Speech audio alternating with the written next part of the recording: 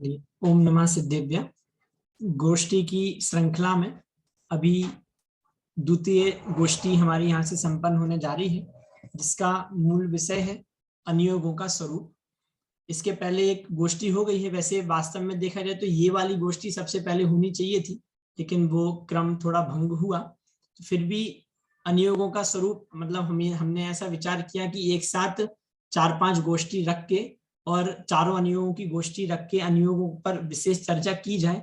तो उससे पूर्व एक बार अनियोग का क्या स्वरूप है, अनियोगों की कथन शैली, अनियोगों का आधार, इन सब विषयों को लेते हुए बहुत ही अच्छी गोष्ठी आज यहाँ पर होने वाली है। इस गोष्ठी में अपने अध्यक्ष पद के लिए जिन्होंने स्वीकृति दी है, अध्यक्ष पद को जो सुशोभित कर रहे हैं, ऐसे महाविद्यालय के कुशल प्रबंधक आदरणीय पीयूष जी भाई साहब, उनसे मैं निवेदन करना चाहूंगा कि वे अध्यक्ष पद को सुशोभित करें। सभी विद्यार्थियों से निवेदन है कि सभी ऑनलाइन संसाधनों के माध्यम से भाई सबका स्वागत करेंगे। सबके वीडियो तो खुले ही हैं, तो सभी ताली बजाएं तो उससे सबका उत्साहवर्धन भी होता है। चलिए, बहुत बहुत धन्यवाद आदरणीय भाई साहब का। चलिए, अब हम अधिक विलंब ना करते हुए सीधे अपने मूल गोष्ठी की तरफ बढ़े। तो किसी भी कार्य को मंगलमय बनाने के लिए, किसी भी कार्य की निर्विघ्न समाप्ति के लिए एक मंगलमय मंगलाचरण की आवश्यकता होती है। तो उस मंगलमय मंगलाचरण को लेकर हम सभी के बीच में उपाध्याय कनिष्ठ से जुड़ रहे हैं भाई संयम नाके। उनसे निवेदन है वे मंगलमय मंगलाचरण प्रारंभ करें। संयम नाके।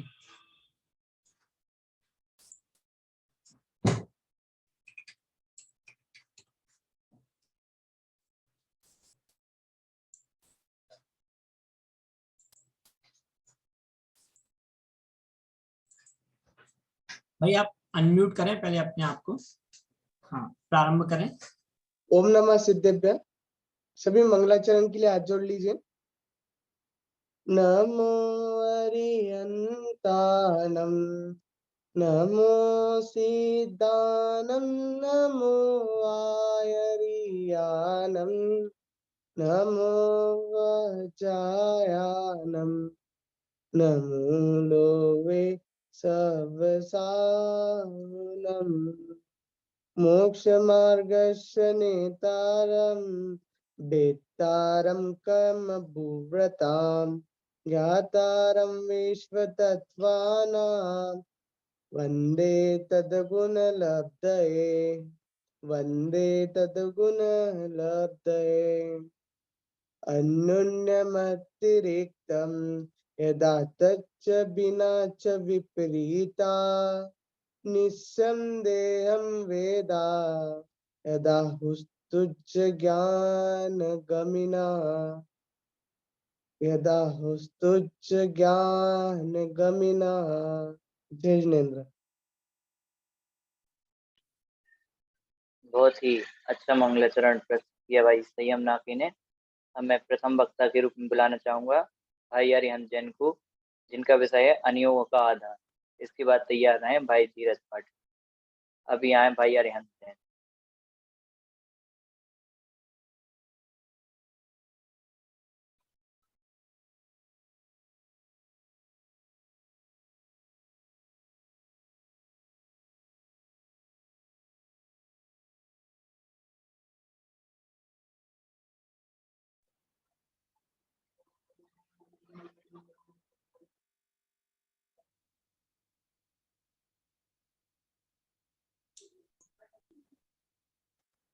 अगले वक्ता को बुला लो जब तक, दूसरे नंबर पर। जी जी भाई साहब। धीरज पाटिल।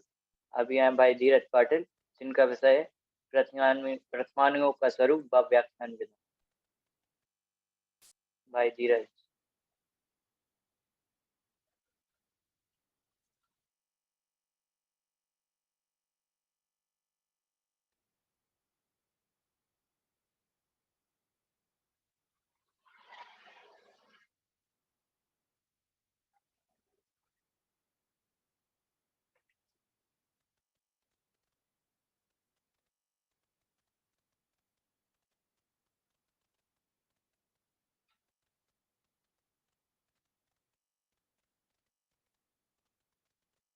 चलिए, अभी तब तक पूर्व के वक्ता से हम संपर्क कर रहे हैं।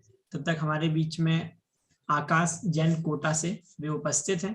मैं उनसे निवेदन करना चाहूंगा, भाई आकाश अपना विषय प्रस्तुत करें। हाँ, एक मिनट सोनू भाई जैन। हाँ भाई साहब। अरे अरियन तो जुड़ गया, वहां पे क्या नेट नहीं है, तो यहाँ से फोन से बोल रहे हैं, वो उनकी आवाज आएगी। ठीक है। जी भाई साहब। हाँ अरियन तो, हाँ बोलते जाओ। बेटा शुरू करो भाई साहब। हाँ शुरू करो। हाँ, आज की प्रवर्तमान गोष्ठी में मेरा विषय है अनुयोगों का आधार। सबसे पहले हम जानेंगे अनुयोग के कैसे होते हैं। जैन धर्म में शास्त्रों की कथन पद्धति को ही अनुयोग कहते हैं। हमारी जिनवाणी अनुयोग रूप में है। अर्थात 4 अलग अलग प्रकार से कही जाती है। प्रथमानुयोग, करणानुयोग, चरणानुयोग और द्रव्यानुयोग। सर्वप्रथम हम जानेंगे कि समस्त हमारा जो आगम है, आगम का आधार क्या है। फिर उसके बाद जानेंगे प्रथमानुयोग का आधार, फिर करणानुयोग का आधार, फिर चरणानुयोग का आधार, फिर द्रव्यानुयोग का आधार। सर्वप्रथम हम जानेंगे समस्त आगम का आधार क्या है। मूल रूप से संपूर्ण जिनागम का आधार तो सर्वज्ञ ही है, क्योंकि सर्वज्ञ के पास ही हितोपदेशी नाम का गुण है, जिसके कारण उनकी दिव्य ध्वनि कीर्ति अर्थात तत्वोपदेश होता है और उनकी दिव्य ध्वनि को गढ़धर संरक्षित करते हैं और उसी के द्वारा गढ़धर द्वादशांग का निर्माण करते हैं। और जो मुनि होते हैं वो गढ़धर का आधार लेके ही उस जिनवाणी को शास्त्रों के रूप में लिखते हैं, अर्थात अनुयोगों के रूप में विभाजित करते हैं। इस प्रकार हमने देखा कि मुनियों ने आधार लिया गढ़धर का और गढ़धरों ने आधार लिया सर्वज्ञ का। तो हमने जाना कि समस्त जो हमारा आगम है उसके आधार सर्वज्ञ ही है।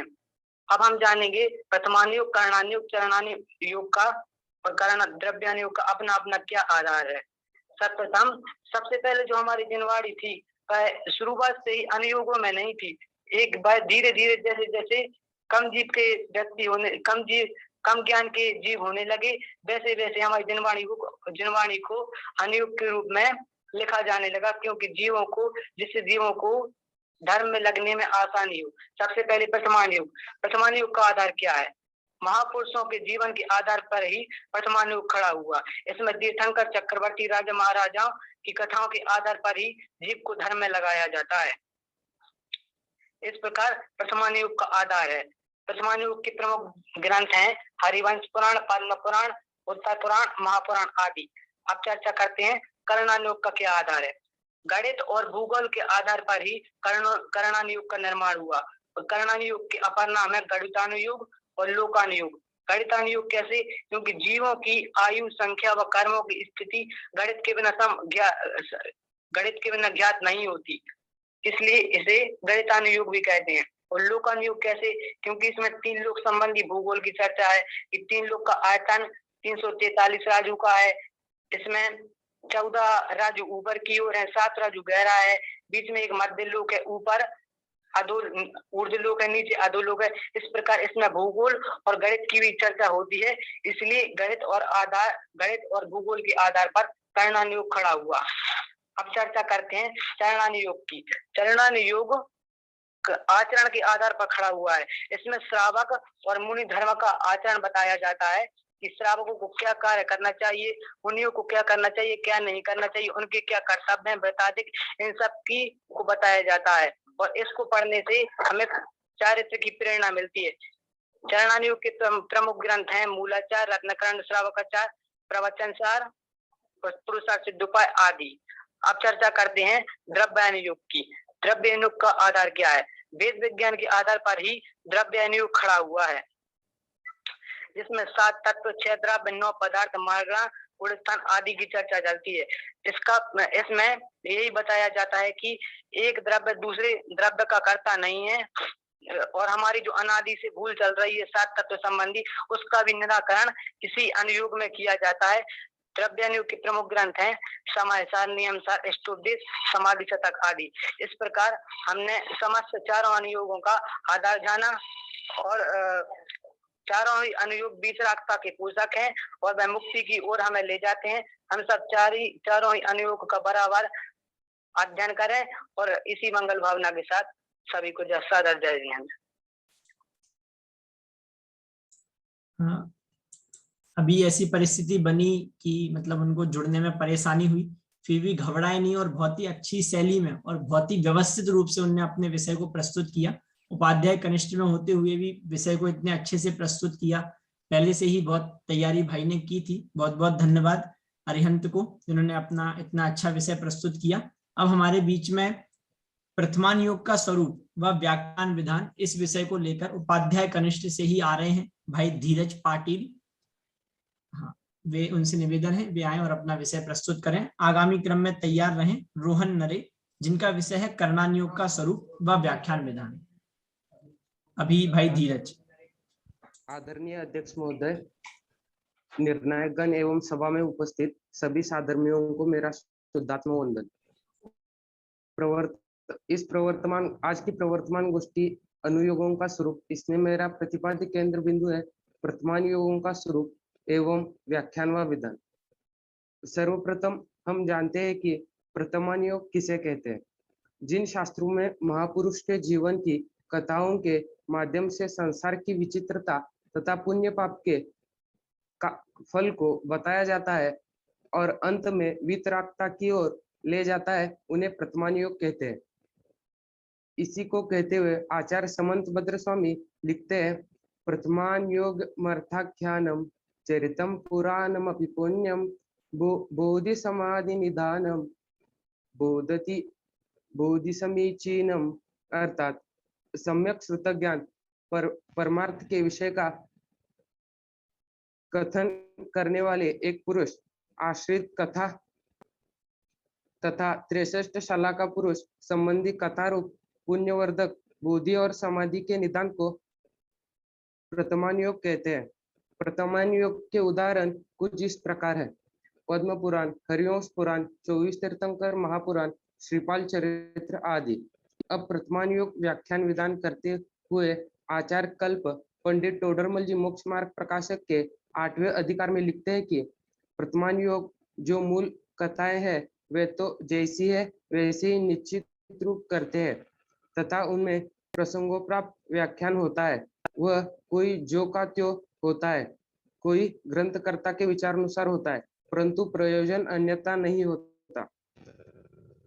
जैसे तीर्थंकर देवों के कल्याणकों में इंद्र आए, यह कथा तो सत्य है तथा इंद्रों ने स्तुति की, उसका व्याख्यान किया, सो इंद्रों ने तो अन्य प्रकार से ही स्तुति की थी और यहाँ ग्रंथकर्ता ने अन्य ही प्रकार से स्तुति करना लिखा है, परंतु स्तुति रूप प्रयोजन अन्यथा नहीं हुआ।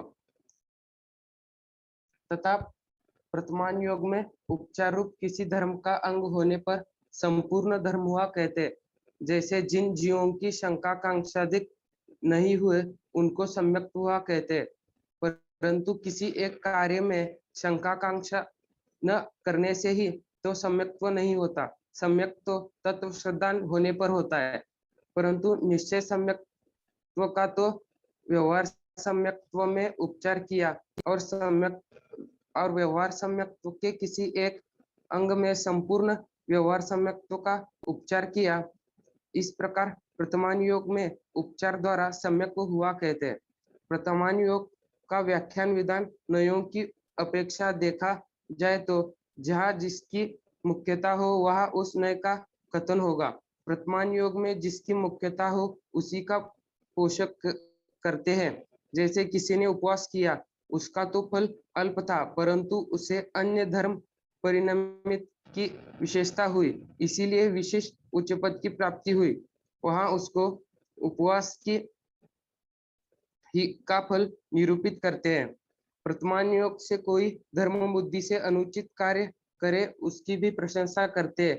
जैसे विष्णु कुमार ने मुनियों का उपसर्ग दूर किया तो धर्मराग से किया, परंतु मुनिपद छोड़कर यह कार्य करना योग्य नहीं था, क्योंकि ऐसा कार्य तो गृहस्थ धर्म में ही संभव है और गृहस्थ धर्म में मुनि धर्म ऊंचा है, तो ऊंचे धर्म छोड़कर नीचा धर्म अंगीकार किया वह अयोग्य है। परंतु वात्सल्य अंग की प्रधानता से विष्णु कुमार जी की प्रशंसा की जाती है। इस प्रथमान योग के सच्चे स्वरूप को जानकर जल्द ही सिद्ध पद को प्राप्त करें, इसी मंगल भावना के साथ जय जय। मैं अपनी वाणी को विराम देता हूं। बहुत ही अच्छा प्रस्तुत किया भाई धीरज पाटिल ने। विभिन्न उदाहरणों के माध्यम से प्रतिमान योग का स्वरूप व व्याख्यान विधान समझाया। अब मैं इसके बाद आगामी वक्ता के रूप में बुलाना चाहूंगा भाई आकाश जैन, जिनका विषय है चरणानुयोग का स्वरूप व व्याख्यान विधान। भाई आकाश। पीपीटी शेयर कर दीजिए।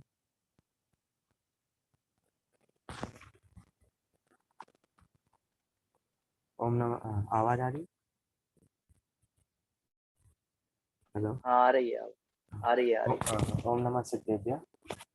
ये जो ओम नमः सिद्धेभ्य आदरणीय अध्यक्ष महोदय और सभा में उपस्थित सभी को शालीन शुद्धार्थ प्रणाम। गोष्ठी श्रृंखला, उसमें गोष्ठी क्रमांक 2 जिसका मुख्य विषय है अनियोगों का स्वरूप, उसमें मेरा प्रतिपाद्य केंद्र बिंदु है चंडानियों का स्वरूप व व्याख्यान विधान।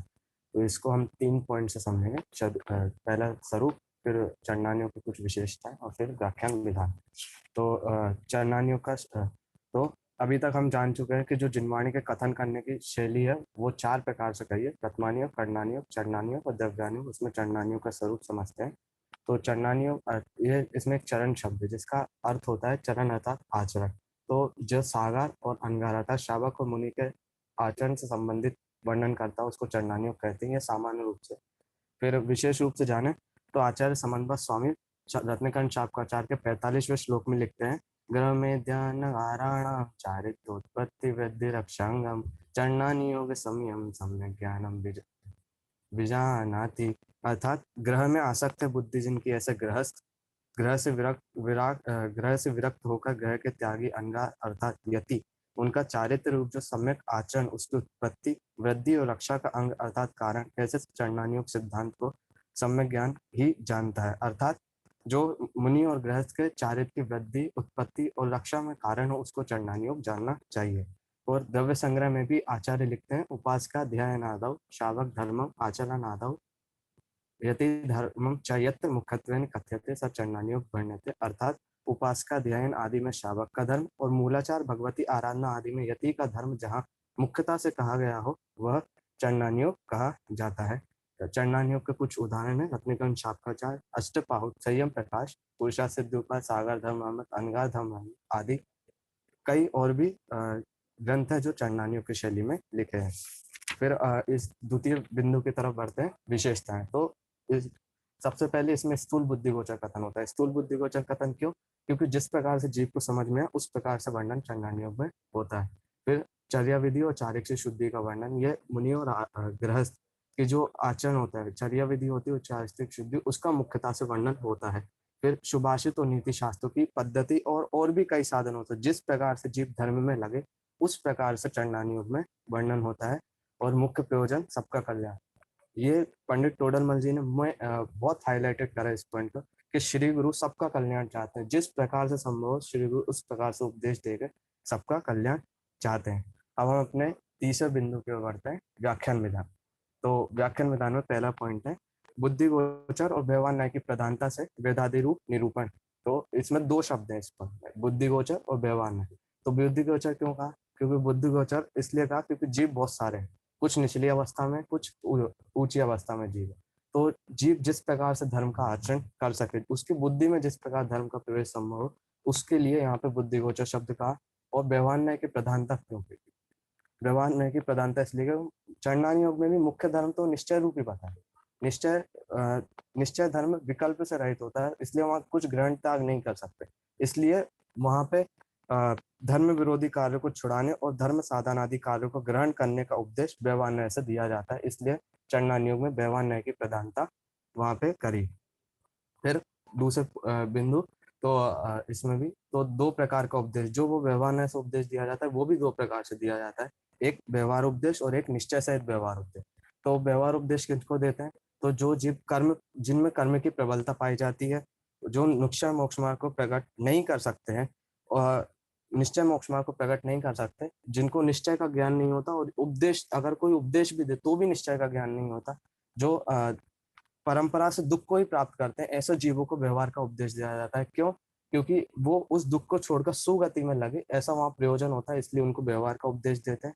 और निश्चय सहित व्यवहार का उपदेश ऐसे जीवों को देते हैं इससे जस्ट विपरीत, जिनके कर्माधिक की हीनता हो, जो मोक्ष को प्राप्त कर सकते हो जिनकी पुण्य वासना रहती है और परंपरा से सुख को प्राप्त करते हैं, ऐसे सम्यक सन्मुख मिथ्या दृष्टि जीवों को यहाँ पे निश्चय सहित व्यवहार का उपदेश दिया जाता है। फिर इस प्रकार दो उपदेश देने का भी वहां पे प्रयोजन एक ही बताया कि श्री गुरु सबका कल्याण चाहते हैं। मतलब पीछे वाली स्लाइड पे आगे वहां पे तीसरा बिंदु बताया परिणाम सुधारने का मुख्य उद्देश्य। ये जो दो प्रकार के उपदेश बताए उनमें भी मुख्य प्रयोजन होता है कि जीव का परिणाम सुधरे। तो व्यवहार में व्यवहार उपदेश में किस प्रकार से परिणाम सुधारते हैं कि व्यवहार में बाह्य क्रिया से अंतरंग परिणाम को सुधारते हैं कि बाह्य क्रिया हिंसा आदि का त्याग करवाते हैं, तो उससे जो क्रिया होती है उससे अंतंग में तीव्र कषाय से मंद कषाय रूप प्रवृत्ति जीव करता है, इस प्रकार का उपदेश देते हैं। और निश्चय सहित व्यवहार में भावों की प्रधानता ही होती है कि वहां पे जीव वैराग भावना के अभ्यास द्वारा इत्यादि जो धर्म रूप परिणामों द्वारा परिणाम से अंतरंग परिणाम सुधारता है, उससे बाह्य क्रिया ऑटोमेटिक उसकी सुधर जाती है। फिर फिर चौथे बिंदु है दोनों उपदेश में रत्नत्रय का निरूपण। तो दोनों उपदेश में रत्नत्रय का निरूपण किस प्रकार है? व्यवहार उपदेश में सम्यक दर्शन, सम्यक ज्ञान, सम्यक चारित्र, इसको देखते हैं। तो सम्यक दर्शन व्यवहार उपदेश में सम्यक दर्शन किस प्रकार के? सच्चे देव शास्त्र गुरु अरिहंत आदि देव निर्गंत गुरु, इन सबको मानने को वहां पे श्रद्धा, इनमें श्रद्धा करना और अन्य में श्रद्धा नहीं करना, इस प्रकार व्यवहार उपदेश में सम्यक दर्शन बताया। और निश्चय सहित व्यवहार में कि वहां पे जो जीवादि 7 तत्व बताए वहां उसमें निश्चय रूप तो भूतात् और व्यवहार रूप अभूतात्, इस प्रकार भेद करके और स्व पर को जानने के प्रयोजन के लिए और उससे परद्रव्यों से रागादि छूटे, इस प्रयोजन सहित वहां पे सम्यक दर्शन का निरूपण किया निश्चय सहित व्यवहार में। फिर सम्यक ज्ञान का किस प्रकार कि सम्यक ज्ञान में जो जिनेन्द्र द्वारा लिखित शास्त्र द्वारा कथित वाणियों जो शास्त्र के रूप में निबद्ध हो चुकी है उसको और अर्थ व्यंजन आदि साधनों को जानना, वहां पे व्यवहार उपदेश में सम्यक ज्ञान का। और निश्चय सहित व्यवहार में जो जीवादि 7 तत्व उसमें संशय से रहित जानना, वहां भी संशय से रहित किस प्रकार जानेगा? जब जीव शास्त्र अभ्यास करेगा, तो वहां मुख्य प्रयोजन तो वहां भी शास्त्र अभ्यास का, इसलिए इस प्रकार सम्यक ज्ञान का निरूपण निश्चय सहित व्यवहार में था। और फिर सम्यक चारित्र व्यवहार उपदेश में सम्यक चारित्र एक देश व सर्वदेश हिंसादि त्याग रूप व्रतों का अंगों का पालन करना, इस प्रकार का उपदेश सम्यक चारित्र में था। यहाँ सम्यक चारित्र में इस प्रकार का उपदेश कहा। यहाँ सम्यक चारित्र में एक विशेष बात जाननी चाहिए जो नीचे नोट भी लिखा है कि एक आखिरी का उपदेश भी देते हैं। जैसे कोई जीव अगर एक देश और सर्वदेश पालन नहीं कर पा रहा, तो अगर उसके कोई विशेष धर्म का साधन नहीं बन पा रहा हो, वो पालन फिर भी नहीं कर पा रहा हो, तो वहां पे एक आखिरी का भी उपदेश देते हैं। जैसे जो भील था, पुरुर्वा भील था, उसको कौवे का मांस छुड़ाया, इस प्रकार भी वहां पे उपदेश दिया। और फिर निश्चय सहित व्यवहार का उपदेश, तो इसमें जब जीव मुनि ये शावक और मुनि व्रतों का पालन करते हैं, इससे जो मंदराग हो गया, फिर उस मंदराग का भी जब अभाव हो जाता है तो उसके शुद्धोपयोग रूप जो प्रवृत्ति होती है उसका निरूपण सम्यक चारित्र में रूप करते हैं निश्चय सहित व्यवहार में। फिर आगे 5वें बिंदु पे बढ़ते हैं कि कषाय छुड़ाकर और कषाय उत्पन्न कराकर धर्म में लगाते हैं। तो कषाय छुड़ाकर कैसे? तो जो तीव्र कषाय होती है उनको छुड़ाकर और मंद कषाय के रूप प्रवृत्ति कराते हैं। जैसे तीव्र कषाय हिंसादि रूप जो प्रवृत्ति उसको छुड़ाकर मंदिर बनवाना, पूजा पाठ आदि करना, इस रूप प्रवृत्ति वहां पे करते हैं, वहां पे ऐसा व्याख्यान आता है। और उत्पन्न, तो यहाँ पे कोई प्रश्न करे कि आप तो कषाय उत्पन्न करा रहे हैं, कषाय करना तो है। हाँ, वहां पे फिर उत्तर दिया कि कषाय करना तो है, ये तो ठीक है, लेकिन वहां पे टोडरमल जी ने एक उदाहरण भी दिया ज्वर का, और एक और विशेष उदाहरण दिया जो कि वहाँ उदाहरण तो हम नहीं समझते, सिद्धांत को देखते हैं। वहां पे बताया कि हम जो पाप रूप कषाय है उनको छुड़ाकर पुण्य रूप कषाय को उत्पन्न कराते हैं। जैसे कोई नरक रूप कषाय आदि कर रहा है, नरक के कारणभूत कषाय आदि कर रहा है, तो वहाँ के नरक के कारणभूत कषाय आदि को छुड़ाकर स्वर्ग के कारणभूत कषाय आदि को कराते हैं, ताकि जिस प्रकार भी हो जीव की कषाय कम हो और उसका कल्याण हो, यह प्रयोजन वहां पे मुख्य होता है। और फिर लोक प्रवृत्ति की मुख्यता सहित उपदेश होता है। तो जो व्रती जीव होते हैं वो जो आचरण पालन करते हैं वो चरणानुयोग और लोक प्रवृत्ति के अनुसार ही वहां पे पालन करते हैं, केवल ज्ञान आदि की अपेक्षा नहीं। जैसे किसी जीव ने त्रसहिंसा का त्याग किया, तो वो त्रसहिंसा का त्याग जो लोक प्रवृत्ति है उसके अनुसार करेगा। चरणानुयोग में जैसे 10 जीव देखो उनके अनुसार नहीं करेगा। वहां पे मन वचन काय से उनके प्रति जो प्रवृत्ति है उसको त्यागने को त्रसहिंसा का कहा। जैसा हम मुनिराज के भी देख सकते हैं, मुनिराज के स्थावर हिंसा का भी त्याग बताया। तो हम देखते हैं कि मुनिराज गमनादि क्रिया करते हैं तो उनके स्थावर हिंसा तो होती है, लेकिन वो केवल ज्ञान की मुख्यता से नहीं बताया। वहां पे स्थावर हिंसा से है कि मुनिराज की जो प्रमादचर्या उसका जो त्याग हुआ, वहां पे स्थावर हिंसा का त्याग उसको माना गया है। इस प्रकार बहुत भी और भी कई तरीकों से चंडानी युग में व्याख्यान विधान होता है, जैसे झूठे और सच्चे उदाहरण देकर, अन्य मत के उदाहरण देकर भी चंडानी युग में प्रयोजन सिद्धि करते हैं। तो इस प्रकार हमें चंडानी युग के और भी व्याख्यान विधान को समझना चाहिए, दोष कल्पना और इससे क्या प्रयोजन है ये भी हमें समझना चाहिए। इस प्रकार हम चंडानी युग के स्वरूप को समझें और सम्यक ज्ञान को प्राप्त करें। इसी मंगल भावना से अभी के बाद जय जय। बहुत बहुत धन्यवाद भाई आकाश को, ने बहुत ही व्यवस्थित और सांगोपांग निरूपण किया, बहुत बहुत धन्यवाद उनका। चलिए अब इसी क्रम में अगले वक्ता के रूप में हम सभी के बीच में आ रहे हैं भाई अमन जैन अकाझरी से। शास्त्री प्रथम वर्ष के ये छात्र हैं। भाई अमन से मैं निवेदन करता हूं वे आए। उनका विषय है द्रव्यान योग का स्वरूप व व्याख्यान विधान, और इसी क्रम में अगले रूप में तैयार रहें अनुयोगों में आगम अध्यात्म का समन्वय, अरविंद जैन शास्त्री द्वितीय वर्ष से। अभी भाई अमन।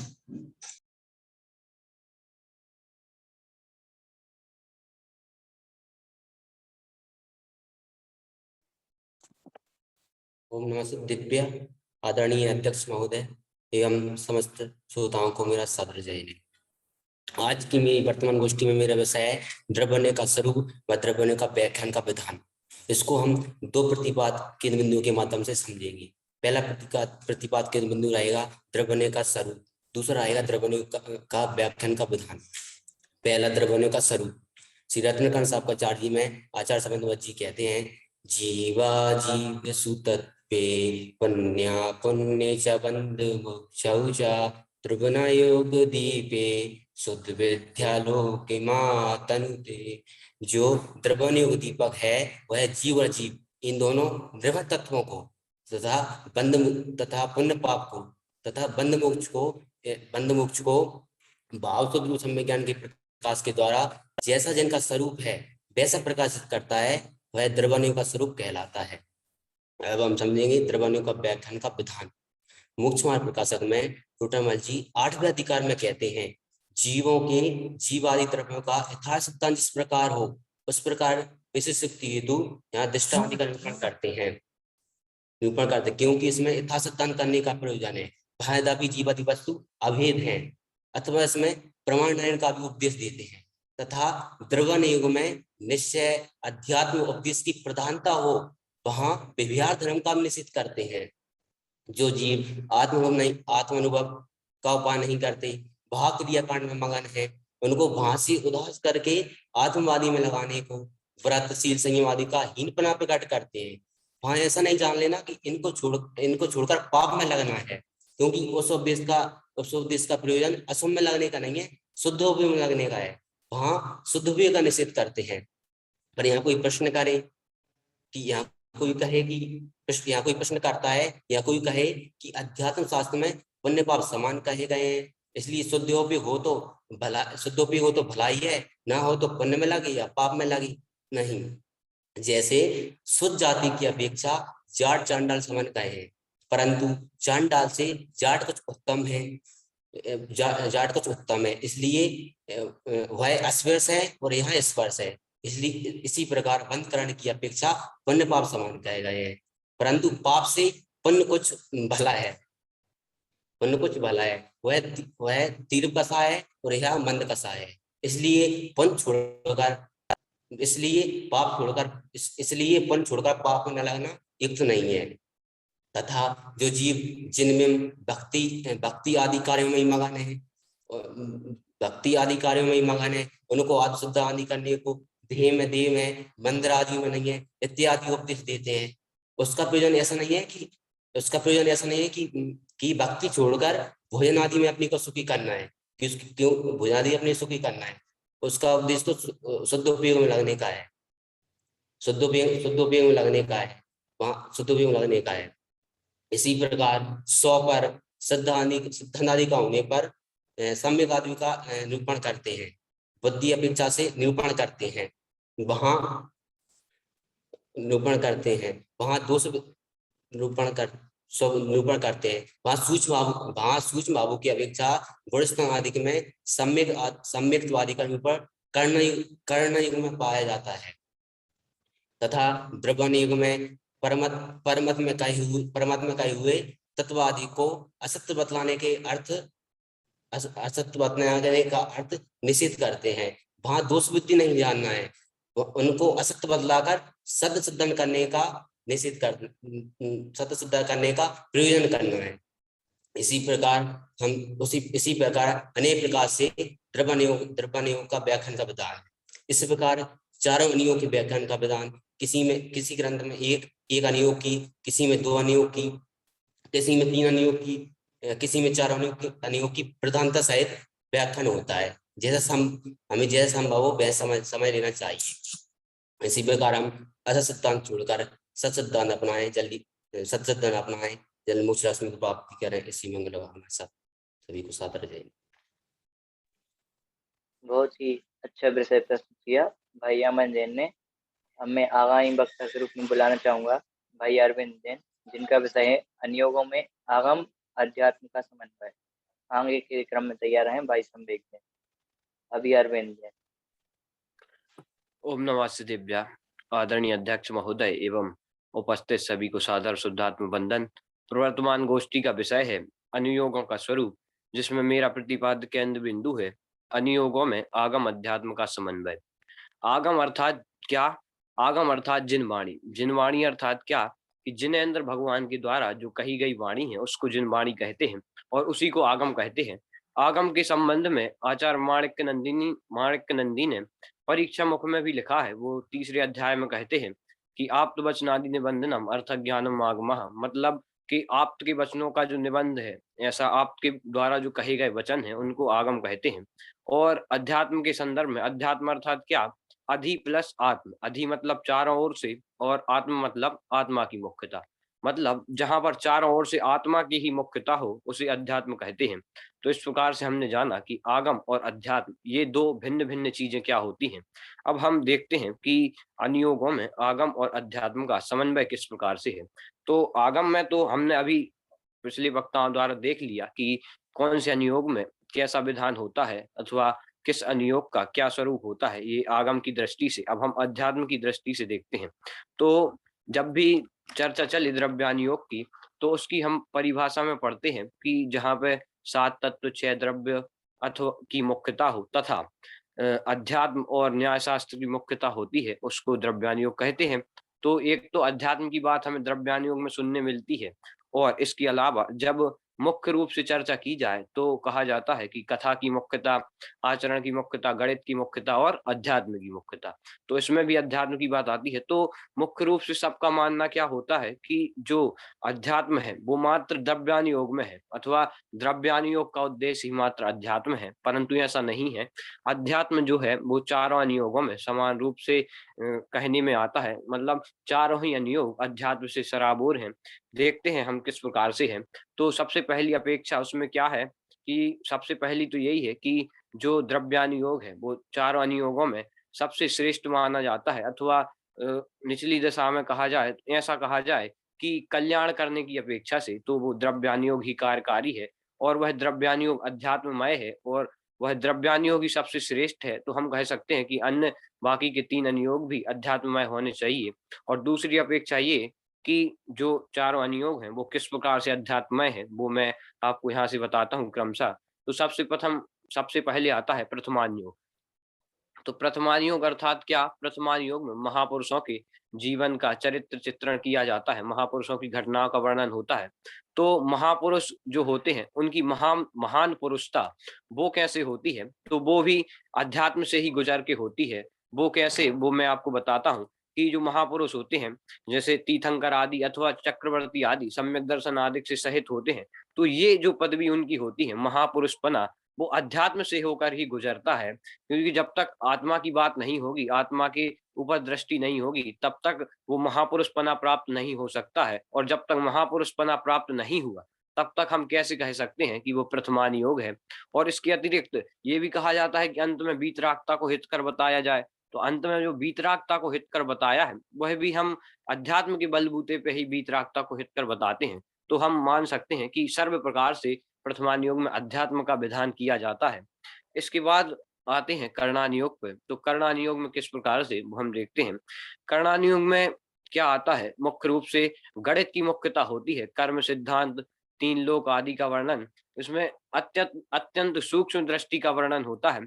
तो इसमें तो सबसे बड़ा हवाला हम किस चीज का देते हैं, सर्वज्ञता का, कि ये तीन लोग इतना विशाल है, इसमें ये इतना राजू प्रमाण है, इस जो भी हो, तो उसमें क्या देते हैं कि सर्वज्ञ ने जाना है, इसलिए ये सब सही है, उनकी वाणी से निकल के आया है, तो कर्णानुयोग सही है। तो अब हम सर्वज्ञता का आधार हमने देखा, तो जो सर्वज्ञपना है, सर्वज्ञता है, वो अध्यात्म से होकर ही गुजरती है। आत्मा की लीनता पूर्वक ही वीतरागता प्राप्त होती है और उसी पूर्वक सर्वज्ञता प्राप्त होती है। तो हम कह सकते हैं कि जो कर्णानुयोग में प्रबल कारण है, ऐसी सर्वज्ञता, वो अध्यात्म पूर्वक होती है। तो कर्णानुयोग भी अध्यात्म पूर्वक, ऐसा हम मान सकते हैं। और अध्यात्म के बिना ये अनुयोग नहीं हो सकता है, ऐसा हम मान के चलते हैं। इसके बाद आते हैं चरणानुयोग पर। तो चरणानुयोग में क्या आता है कि श्रावकों और मुनियों के आचरण संबंधी वर्णन चरणानुयोग में होता है। तो 2 मिनट के लिए यदि श्रावक को एक साइड रख दिया जाए, तो जो मुनियों का आचरण है, मुनियों के आचरण में शुद्ध परिणति, शुद्धोपयोग का भी वर्णन आता है। तो उस आचरण में देखा जाए तो जो आध्यात्मिकता है वो मुख्य होती है, शुद्ध परिणति में आध्यात्मिकता मुख्य होती है, वहां पे अध्यात्म का समन्वय होता है। और बिना अध्यात्म के ये अनुयोग नहीं हो सकता है, मुनियों का आचरण नहीं हो सकता है। मुनिराजों में अध्यात्म की, आत्मा की अत्यंत मुख्यता होती है। तो इस प्रकार से हम देख सकते हैं कि चरणानुयोग में किस प्रकार से अध्यात्म का विधान है। और इसके बाद आता है द्रव्यानुयोग। तो द्रव्यानुयोग में तो बताने की आवश्यकता ही नहीं है, क्योंकि द्रव्यानुयोग की परिभाषा में ही ऐसा आता है कि जहाँ पे अध्यात्म का वर्णन हो, न्याय का वर्णन हो, वहां पे द्रव्यानुयोग होता है। तो इस प्रकार से हमने देखा कि चारों अनुयोगों में अध्यात्म किस प्रकार से सम्मिलित है, अर्थात चारों अनुयोग किस प्रकार से अध्यात्म से ही सराबोर है। अतः सर्वप्रथम द्रव्यानुयोग का जो अध्ययन है वो हमें इसलिए करना चाहिए क्योंकि अध्यात्म की मुख्यता यहाँ पे हमें देखने को मिलती है। पंडित टोडरमल जी ने भी, यदि उस दशा में देखा जाए, पहले तो ये बताया कि पहले इस अनुयोग का अध्ययन करना चाहिए, पहले उसका करना चाहिए, ऐसी कोई मुख्यता नहीं है। परंतु फिर दूसरी अपेक्षा बताई तो उन्होंने वहां पे ये बताया कि सर्वप्रथम तो द्रव्यानुयोग का अध्ययन करके सम्यक दृष्टि होना चाहिए, फिर उसके अलावा अन्य में भी उपयोग सूक्ष्म करने के लिए अन्य कर्णानुयोग आदि का अध्ययन करना चाहिए। तो वहां पे उनने जो बताया द्रव्यानुयोग अर्थात अध्यात्म, तो उससे भी हमें यह समझ में आता है कि वहां पे उन्होंने अध्यात्म की मुख्यता अर्थात द्रव्यानुयोग की मुख्यता की है। पंडित टोडरमल जी जब इस प्रकरण को बता रहे थे तो वहां पे शिष्य ने प्रश्न भी कर दिया कि यदि ये अध्यात्म पढ़ के कोई स्वच्छंदी हो जाए तो उसके लिए, तो टोडरमल जी ने बहुत ही अच्छा जवाब दिया कि यदि गधा मिश्री खा के, यदि गधा मिश्री खाने से मर जाए तो सज्जन तो मिश्री खाना छोड़ नहीं देंगे। उसी प्रकार यदि हमें अध्यात्म का अध्ययन करना चाहिए, यदि कोई उसके अध्ययन से स्वच्छंदी हो जाए, उससे भ्रष्ट हो जाए, तो उससे जो ज्ञानी जीव हैं वो तो द्रव्यानुयोग अर्थात अध्यात्म का अध्ययन करना छोड़ नहीं देंगे। तो चाहे कुंद आचार्य देव देख लें अथवा अमृत चंद देख लें, टोडरमल जी अथवा गुरुदेव श्री देख लें, सभी ने हर जगह अध्यात्म की मुख्यता को दर्शाया है। और अध्यात्म के बिना मोक्ष मार्ग का प्रारंभ नहीं है। इसलिए ऐसे अध्यात्म को सभी जाने पहचाने। इसी मंगल भावना के साथ सभी को सादर जय जिनेन्द्र। बहुत ही सुंदर विषय प्रस्तुत किया भाई अरविंद जैन ने।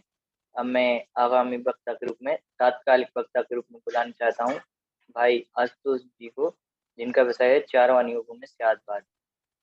और अंतिम वक्ता के रूप में तैयार रहे भाई आदर्श जैन, जिनका विषय है किस अनुयोग की अधिक उपयोगिता।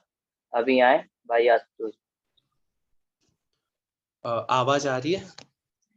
हाँ आ रही है। सभी को मेरा सादर जय जिनेन्द्र। प्रवर्तमान गोष्ठी में मेरा प्रतिपाद्य केंद्र बिंदु है चारों अनुयोगों में स्यादवाद। अधिक भूमिका ना बनाते हुए मैं डायरेक्ट विषय पर आता हूं। हम चारों ही अनुयोगों के कुछ अंशों के माध्यम से ये समझेंगे कि स्यादवाद के अभाव में अनुयोगों को समझना संभव ही नहीं है। जैसे सबसे पहले कर्णानुयोग में स्यादवाद देखें तो कहीं निर्मल सम्यक दृष्टि के भी शंका, कांक्षा, विचिकित्सा का अभाव कहा है, तो कहीं भय का 8वें गुण स्थान पर्यंत, लोभ का 10वें गुण स्थान पर्यंत, जुगुप्सा का भी 10वें गुण स्थान पर्यंत, 8वें गुण स्थान पर्यंत उदय कहा है। वहां विरुद्ध नहीं जानना, क्योंकि जो पहली बात कही है वह चरणानुयोग की अपेक्षा कही गई है। सम्यक दृष्टि के श्रद्धान पूर्वक तीव्र शंकादि का अभाव हुआ अथवा मुख्यतः सम्यक दृष्टि शंकादि नहीं करता, और यह भी कह सकते हैं कि प्रयोजनभूत तत्वों में उसकी शंका नहीं रहती।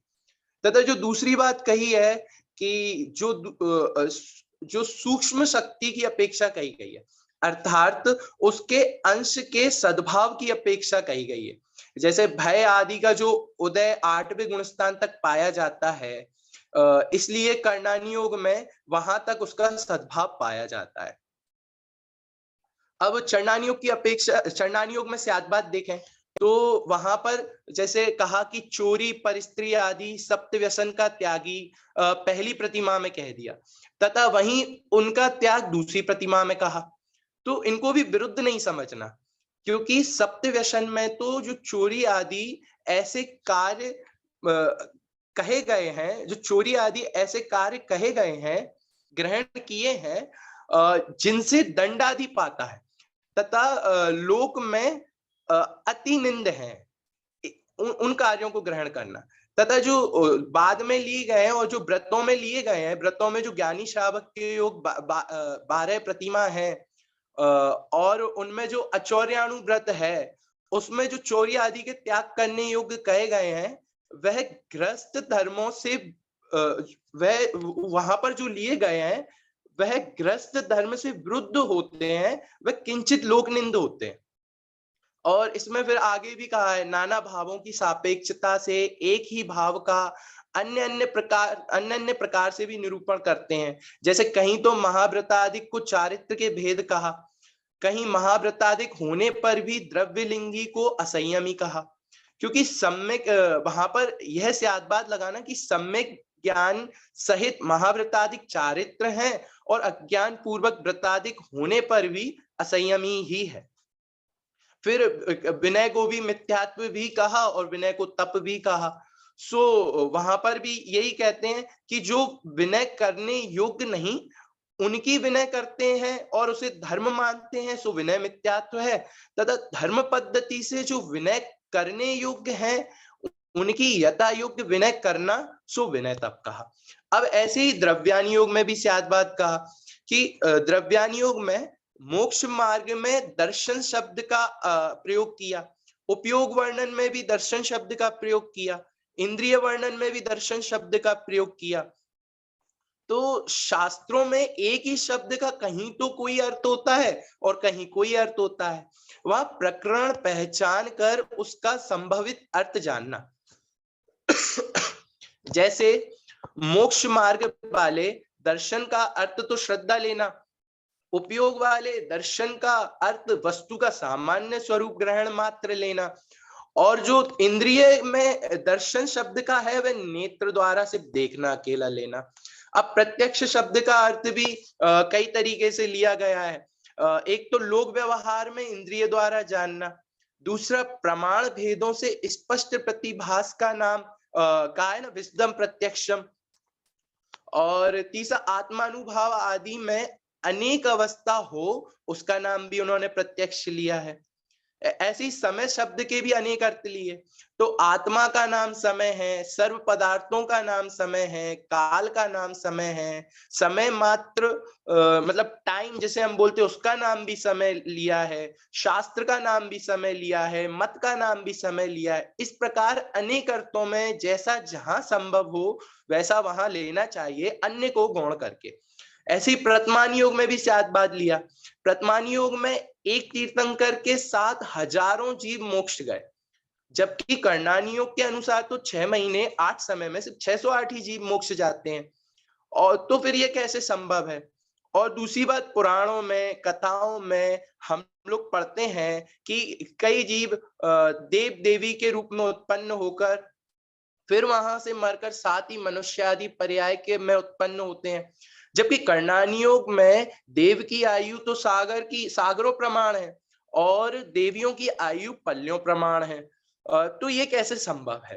तो देखिए, कर्णानुयोग में जो कथन है वह तो तारतम्य सहित है और अन्य अनुयोगों में कथन प्रयोजन अनुसार है। इसलिए कर्णानुयोग का कथन तो जिस प्रकार किया है उसी प्रकार है, औरों के कथन भी जैसे विधि मिले वैसे मिला लेना चाहिए।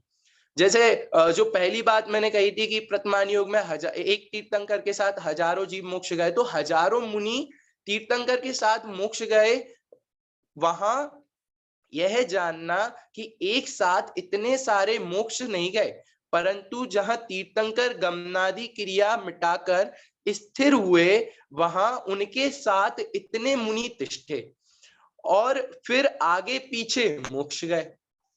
तथा देव देवियों की बात जहां पर आई थी कि वे साथ में उत्पन्न हुए, फिर देवी ने देवायु चय करके बीच में अन्य पर्याय धारण की और उनके प्रयोजन, तो वहां पर उनके प्रयोजन की तो आवश्यकता थी नहीं, इसलिए वहां पे उनका वर्णन नहीं किया। और उसके बाद फिर वे साथ में मनुष्यादि पर्याय में उत्पन्न हुए, तो वहां से उनका वर्णन ले लिया। इस प्रकार विधि मिलाने से विरोध दूर हो जाता है और ऐसा ही अन्यत्र भी जानना चाहिए। इस प्रकार हमने देखा कि चारों अनुयोगों में अलग अलग तरीके से स्याद्वाद का वर्णन है। अब जब हम अच्छे से स्याद्वाद समझेंगे तो हम अनुयोगों को समझ सकते हैं, और अनुयोगों को समझेंगे तब ही अनुयोगों का सार वीतरागता है, उस वीतरागता को प्राप्त करेंगे और उसी वीतरागता को हम सब प्राप्त करें। इसी मंगल भावना से मैं अपनी वाणी को विराम देता हूँ। बहुत बहुत धन्यवाद आशुतोष जी भैया को, जिन्होंने बहुत ही कम समय में, आज सुबह ही इन वक्ता ने मना किया था और उनको हमने कहा तो उन्होंने सहर समय स्वीकृति दी और बहुत ही व्यवस्थित विषय उन्होंने यहाँ पर रखा। बहुत बहुत धन्यवाद आशुतोष जी को। अब इसी क्रम में, क्रम तो भाई आदर्श का था, लेकिन कुछ अपरिहार्य कारणों की वजह से, कोविड के चलते उनके घर में ऐसी परिस्थिति बनी कि वो हमसे नहीं जुड़ पा रहे हैं। तो अभी बिल्कुल अभी जस्ट उनकी सूचना आई और अभी यहाँ पर एक वक्ता के रूप में भाई संयम जी तैयार हुए हैं। तो उनके विषय को लेकर, किस अनुयोग की अधिक उपयोगिता, उस विषय को लेकर संक्षेप में अपने भाव व्यक्त कर रहे हैं भाई संयम पुजारी। मैं उनसे निवेदन करता हूँ वे आए और इस विषय पर को प्रकाशित करें।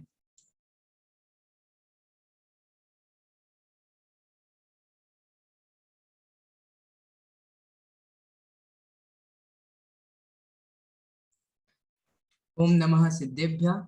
आदरणीय अध्यक्ष महोदय, सभागत समस्त विद्वत वर्ग, छात्र वर्ग को मेरा शुद्धात्म वंदन। प्रवर्तमान गोष्ठी में मैं आप सभी के समक्ष विषय लेकर आया हूं कि किस अनुयोग की अधिक उपयोगिता है। समस्त अनुयोगों के विषयों को जानने के पश्चात, उनके अध्ययन के पश्चात, किस अनुयोग का हमें अध्ययन करना अथवा ना करना, और टोडरमल जी की भाषा में कहें तो उनका अभ्यास क्रम क्या होना चाहिए। तो इस विषय को हम दो बिंदुओं के माध्यम से समझेंगे। पहला तो जहां हमें किस चीज की कमी है उस प्रकार से क्या उपयोगिता है, और दूसरा है कि हमारी जिज्ञासा के अनुसार किसकी क्या उपयोगिता है। जिस प्रकार हम पहले बिंदुओं की ओर बढ़े तो वो है कमी।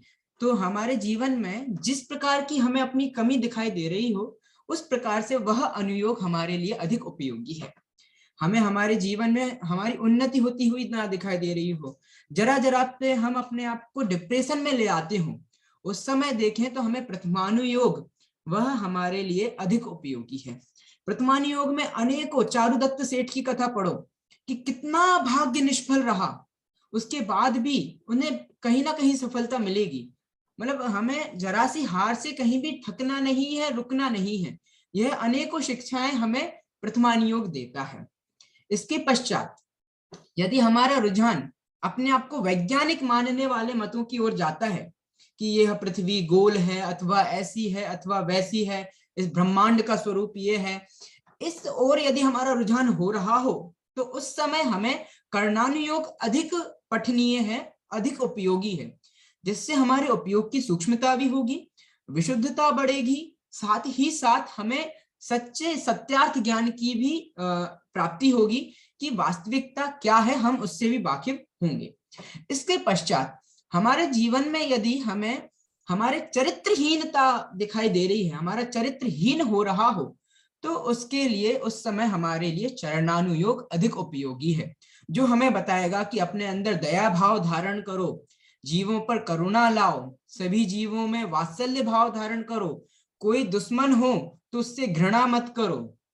मैत्री भाव जगत में मेरा सब जीवों पर नित्य रहे, दीन दुखी जीवों पर मेरे उर से करुणा स्रोत बहे। यह जो कहा जाता है तो ये चरणानुयोग परक उपदेश है। इसके पश्चात यदि हमें यह भासित हो रहा हो कि जिस पथ पर हम आगे बढ़े हैं परंतु उस पथ की सार्थकता हम नहीं कर पा रहे हैं, जिस उद्देश्य को लेकर हम अपने जीवन में आगे बढ़ रहे हैं, आत्मानुभूति वह हमें नहीं हो पा रही है, तो उस समय हमारे लिए द्रव्यानुयोग उपयोगी है।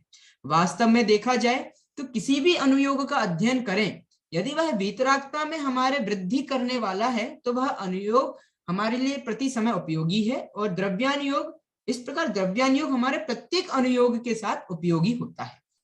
इस प्रकार मेरा प्रथम बिंदु था कि जहां कमी हो उस प्रकार से हमें वह अनुयोग उपयोगी है। इसके पश्चात जिज्ञासा हो तो जिज्ञासा किस प्रकार से होना, देखिए हमारे जीवन के 4 मुख्य बिंदु कहे गए हैं।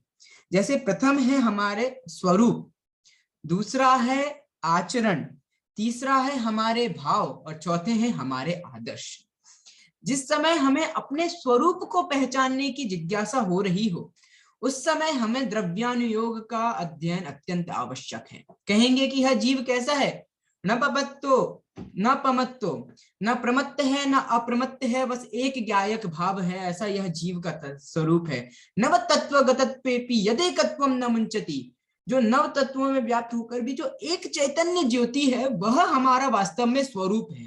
तो स्वरूप की जिज्ञासा जिस समय हो उस समय हमें द्रव्यानुयोग सर्वप्रथम उपयोगी है। इसके पश्चात हमें जानना हो कि हम अपने आचरण में और विशुद्धता कैसे लावें। इसकी जिज्ञासा के लिए हमें बताएंगे कि दिन में भोजन छान के पानी नित्य जनालय जाएंगे, वे ही सच्चे जैनी कहलाएंगे।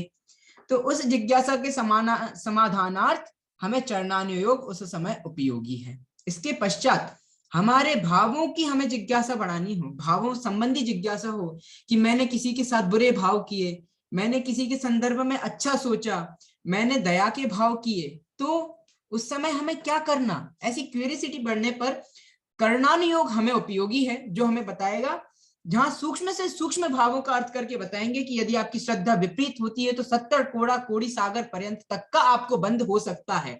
इसलिए अपनी श्रद्धा को मत डिगने दो, श्रद्धा को एक सुमार्ग पर व्यवस्थित लगाओ। तो ये कर्णानुयोग उस समय हमें उपयोगी है। और हमें जिज्ञासा हो कि हम अपने जीवन को किस आदर्शों के प्रति आगे बढ़ाएं, तो उसके लिए हमें प्रथमानुयोग उपयोगी है कि हमें भगवान महावीर को देखो, 24 तीर्थंकर को देखो, उनके जीवन को पढ़ो, वो हमारे लिए आदर्श है। इस प्रकार जिज्ञासा और कमी, इन 2 बिंदुओं से हम ये समझते हैं कि किसका अधिक उपयोगी है। तो हम सर्वप्रथम अध्ययन किसका करें, तो इसके लिए टोडरमल जी कहते हैं कि पहले इसका अभ्यास करना अथवा फिर उसका अभ्यास करना, ऐसा कोई नियम नहीं है, परंतु अपने परिणामों की अवस्था देखकर जिसके अभ्यास से अपनी धर्म में प्रवृत्ति हो उसी का अभ्यास करना। और जिस समय हम जिस धर्म से च्युत हो रहे हों उस समय उस परिणाम और अपने भावों को देखकर उस अनुयोग की उपयोगिता जानकर अपनी वीतरागता के वृद्धिगत हेतु उस अनुयोग का अभ्यास करना ही हमारे लिए उस समय उपयोगी है। इस प्रकार मेरा विषय था। धन्यवाद। जय जिनेंद्र।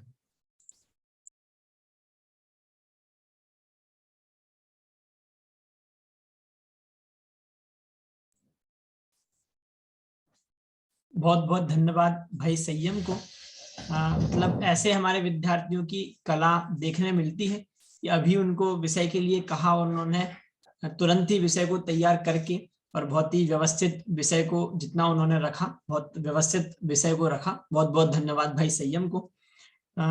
अब देखिए यहाँ पर हमारे वक्ताओं का क्रम तो समाप्त होता है।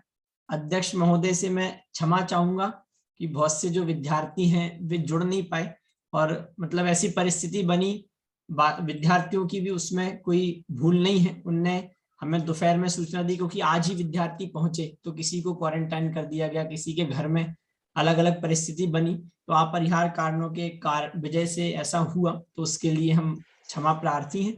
और अब मैं मतलब अध्यक्ष पद को जिन्होंने सुशोभित किया, ऐसे आदरणीय पीयूष जी भाई साहब से निवेदन करूंगा कि जो विषय रह गए हैं उन पर थोड़ा प्रकाश डालते हुए आज जो त्रुटियां हुई उनसे हमें अवगत कराएं और हम कैसे इसमें सुधार कर सकते हैं। ऑनलाइन संसाधनों में हम जो प्रयास कर रहे हैं उसमें हम और कैसे सुधार कर सकते हैं। अभी 3 गोष्ठियां और बची हैं, तो उनमें भी हम कैसे कैसे सुधार कर सकते हैं, उन सबसे हमें अवगत कराएं। मैं निवेदन करता हूं पीयूष जी भाई सबसे।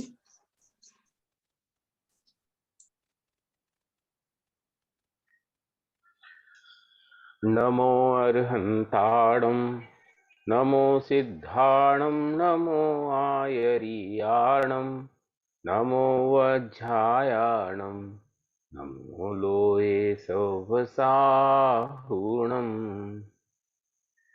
आज की अनुयोग के विषय को लेकर के समझ लो ऑनलाइन संगोष्ठी काफी अच्छी रही।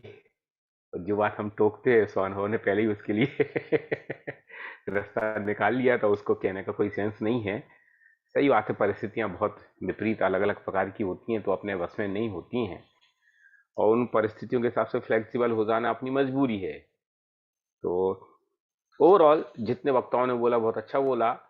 पता नहीं अध्यक्ष के साथ एक टैग क्यों कर दिया गया है कि हमने परंपरा से बना दी, जो गलती हो वो बता देना। काय को गलती हुई भैया, बढ़िया से बढ़िया हुआ। हाँ, कोई चीज नई बढ़ाने के लिए उसमें कोई सुझाव वो अलग बात है। मैंने हम ऐसा सोच के क्यों चलते हैं कि हम गलती करेंगे ही करेंगे। हम तो कहेंगे अच्छे से अच्छा कर रहे हैं। हाँ, अच्छा करने के और अच्छा करने के लिए कोई इनपुट हो तो जरूर दे दो, वो जरूर हम देख लेंगे। तो मैं समझता हूँ गलती कहने की परंपरा बंद कर दो। इससे ऐसा नहीं है कि हम अभिमान कर रहे हैं, भाई हम अपनी तरफ से अच्छे कर रहे हैं, हमने कोई गलती छोड़ी ही नहीं है। अब लेकिन हमारी जितनी बुद्धि है उतनी हमें समझ में आया, बड़े लोगों की जितनी बुद्धि होगी वो उसमें कोई और चीज बताएंगे तो हम और ठीक कर लेंगे। इसलिए कोई गलती हुई हो ये लघुता प्रदर्शन के लिए ठीक है, पर टैग बनाना तो मजा नहीं आता।